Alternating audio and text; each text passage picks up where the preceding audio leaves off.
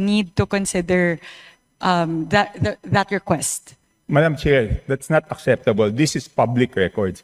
Pareho pa naman yung COMSEC natin. At yan dapat linalagay sa archives. Do I have to read the rules again regarding archives of all documents?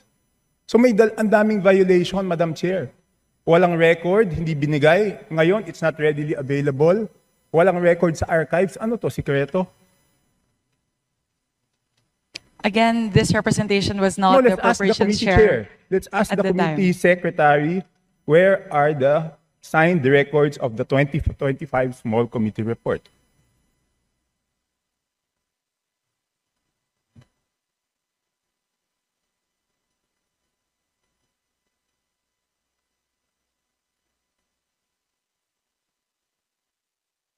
Madam Chair, simple lang to. Kung electronic copy, dapat lahat may electronic copy. So dapat i-email